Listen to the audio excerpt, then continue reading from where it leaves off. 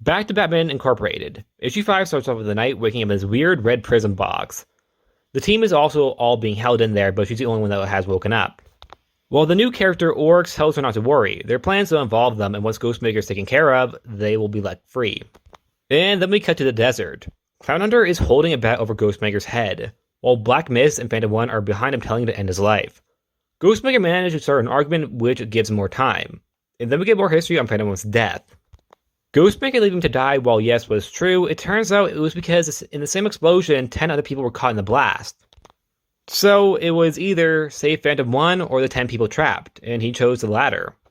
And afterwards, Ghostmaker did go back for him, but the building collapsed further, so he couldn't. And he just presumed he died. Afterwards, he would go after the villain who did this, and would kill him by throwing him off a literal roof. And because of this story, Clownhunter backs down. Meanwhile, the Knight is waking up with the others. With the help of Grey Wolf, they escape the containment and run through the halls of their HQ, only to run into Hollow, Fizzer, Fallen, and Oryx, with the Knight taking lead, telling them to back down. But the villains don't. Instead, they explain how each of Ghostmaker's teachers harmed them in some way. Hollow lost his husband, Fallen lost her family, Fizzer did as well, and Oryx lost her brother when he was beaten to death. That by a cult who trained Ghostmaker. And they have a talk about how Grey Wolf even was impacted by all of this. Yet Knight points out that they got their powers from Lex Luthor. But the Batman Japan figures something out. That they're being manipulated to whoever told them this. Because they only talked about Ghostmaker. They didn't mention Batman, which was a little odd because he's also involved with all these teachers. But they get offended by this statement and the entire big fight just breaks out. And back in the fight in the desert, Phantom-One tries to kill Ghostmaker himself, only for him to slash Phantom-One across the side. The two have an all-out fight in front of Blackmist and Clownhunter as they stay back and watch. Well, it turns out the base that the characters were fighting in was actually in the desert. So they come out and watch as they fight. At first, they try to help, but Ghostmaker tells them that this is his fight and that he needs to fight it alone. So everybody, the good guys, the bad guys, just stand there as the two fight. But Ghostmaker wins. He spares Phantom-One's life, admitting that he did make mistakes, and the team separate to tend to their wounds, as Phantom-One was slashed in the stomach. And then we get a 2-page epilogue of Batman in China at home when someone breaks in, and the end.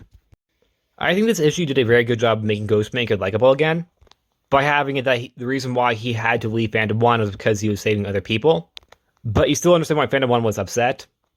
So it adds a added layer to their relationship that I don't think is over yet. I know that this is the end of the first arc of this comic, of which I actually really liked, but I want to see more of it.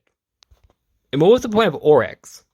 Because she just showed up randomly and it was having this big thing oh, she's gonna be a big new character, but she barely did anything.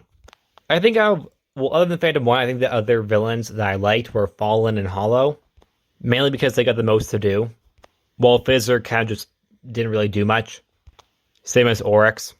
And yeah, personally, like I said, I want to see more of this relationship and how they kind of, I don't know, they didn't forgive each other, but they're not trying to kill each other anymore. So I think it would be nice to have them run into one another. I know next issue they're not in it, as in Phantom-One and his crew. I know Ghostmaker and Batman Incorporated, of course, are in it because it's their comic. But instead, Professor Pig is apparently the main villain.